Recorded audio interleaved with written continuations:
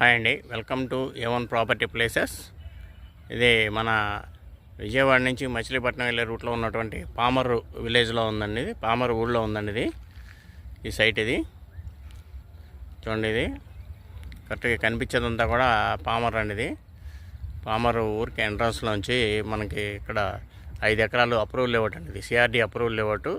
మనకి 70% bank loan వస్తుందండి. దీంట్లో చూడండి, చుట్టూ కూడా హౌసింగ్ ఉంది. దీంట్లో 70% బ్యాంక్ లోన్ వస్తుంది.